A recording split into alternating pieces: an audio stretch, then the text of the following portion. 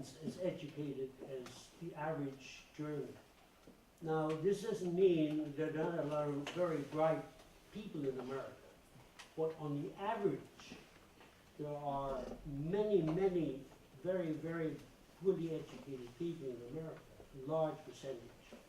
So far, the election has been mostly what we call a primary, which is the parties doing the electing. So 50% of one party has elected Trump. Actually, so far, the most he's gotten is 36% of that party. But he's gotten more than anybody else, so it means that he's won, and he's very likely to be nominated, and he very likely will be the candidate. But that still is a relatively small percentage of overall America, because the Democrats is the bigger party. There are more Democrats than there are Republicans, and Mr. Trump only got maybe half of the Republicans. So I have the hopes, based upon that kind of thinking, that he will not be elected president. But much like Hitler, I remember my parents talking about Hitler, like after he was elected, that's a passing, etwas, das vorbeigehen wird. Mach dir keine Sorgen, das geht vorbei. Well, he didn't. So I have no faith that Americans are any different from Germans. What do you think about Marie? Marie.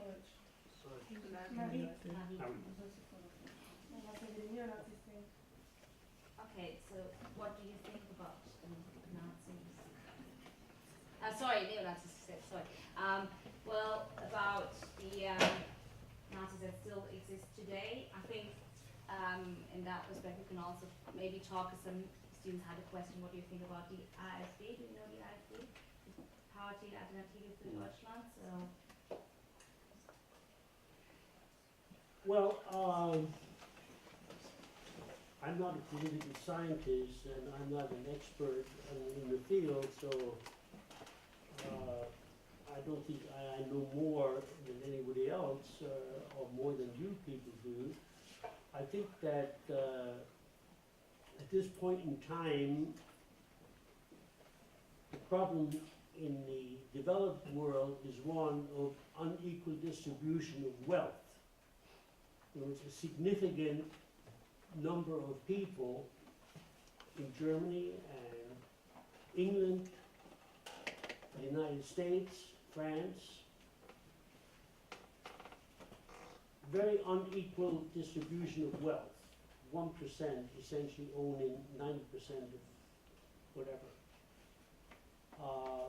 That's a real problem, and as long as that problem is not addressed, as long as the general population doesn't become aware of this as a problem that you have to do something about, you have to change it, there will be parties, Nazi, RAF, whatever, that would say, hey, we're the ones that are being disadvantaged, and we want to change things in a radical way.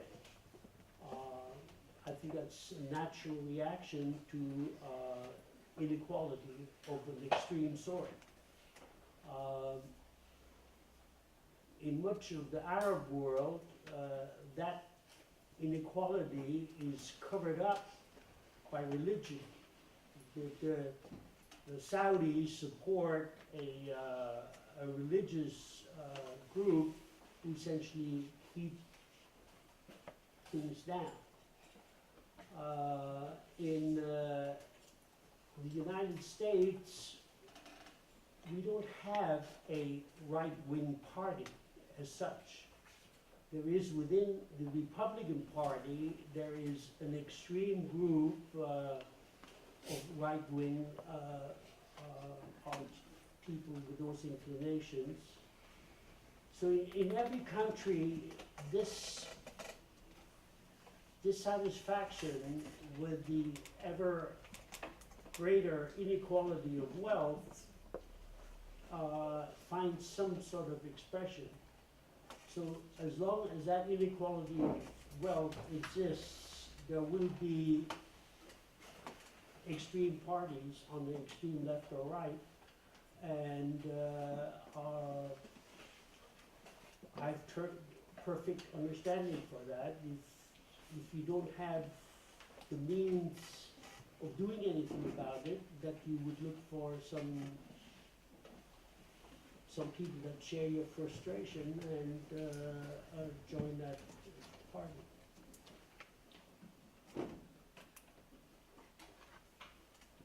Yes.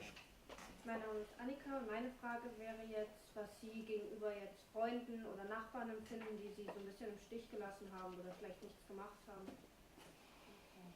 So what are your feelings when it comes to friends, neighbors who didn't help you, who didn't do anything?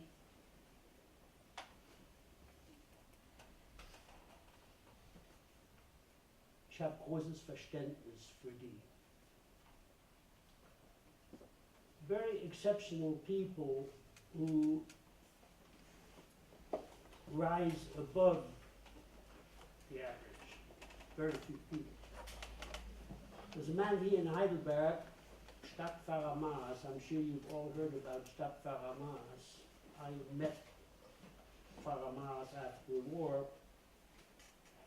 He was an exceptional man. There are only exceptional people who have the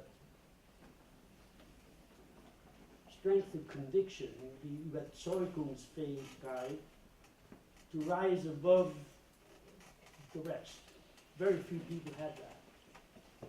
They exist everywhere, and they exist in Germany as much as they do anywhere else. But they're a small minority, And for me to say, I wish there were more of them, is sort of, you'd say that, but it doesn't mean much. I'm not that kind of a person. I have never done anything where I put my own personal welfare in order to help other people. I've never done that. Am I a bad person? I don't think so. So what you're asking is,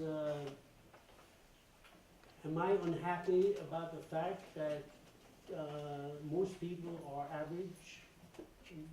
That's the way it is. I don't think that I have particular feelings about those people.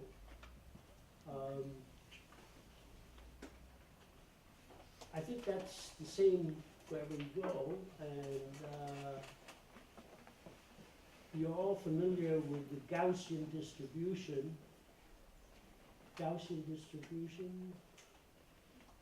Die Glockenkurve, die Verteilung von Menschengröße, Gewicht, whatever. Every group of human beings, you ask,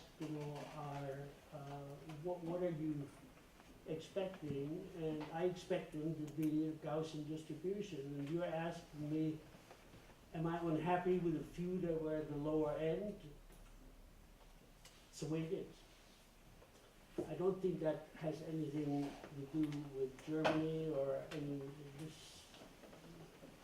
The way nature operates is that there's a distribution, and to ask, the wish there were more that were at the better end is not realistic. So I don't have any strong feelings about that, and there were a lot of people. There were a lot of Jewish people in America and everywhere in the world who have never had any contact with Germany or the Holocaust. But they hate Germans. They hate Germans. And I have never understood how you can hate somebody that you don't even know. I mean, they've never been here, they know nothing. They hate Germans, they do. And when I talk to such people, they ask me, how can it be that you have friends in Germany, that you have German friends? You're a Jew, how can you have German friends? I said, gee, the friends I have, I've never asked them what religion they have or whether they're left-handed or right-handed. That's not why they're my friends. So I think that to me, it is a deficit, it is a negative if you are looking for somebody to blame or somebody to identify. That's the person or the group of people that are responsible. That's not, doesn't make much sense to me. Ja, ich bin Paulina.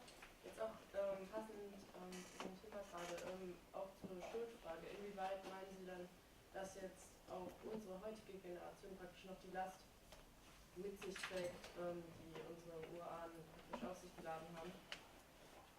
So, when you talk about children, how far is our past, is that still a burden for this generation? I'm not sure I understand. Sorry? I'm not sure I understand. And how far is the past, the history, the guilt, yeah, still a burden for the generation, for these kids? Do you think it's still a burden for them that they still carry this guilt with them, basically?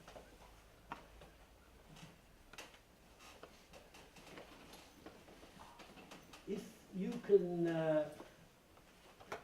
turn that guilt into some positive reaction, then it's a good thing. If you can, by virtue of that guilt, do something that makes the world a better place, then it's a good thing. If all it does for you is make you feel what a miserable bunch of people we are, then it doesn't do you much good. So I think that I very much recommend the book that I just talked about, Vorleser, that deals very specifically with the notion of guilt.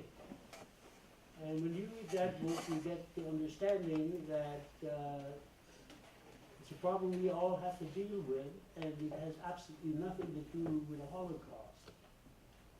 Holocaust is just one of many, many things that we do where we make judgments that are not based upon understanding. We heard something or we learned something, and if you can transcend that, if you can get outside of that, wenn man das überschreiten kann, wenn man darüber hinwegkommen kann, then guilt is a good thing because it makes you do that. But I have no feeling whatsoever. I think it's a total waste of time for anyone of your generation to worry about what your grandparents did. As I say, I'm not proud of what we did. I think collectively that generation failed our children and our grandchildren. We failed you. We did things that were totally beyond anything anybody ever expected. But since there's nothing I can do about the past, I think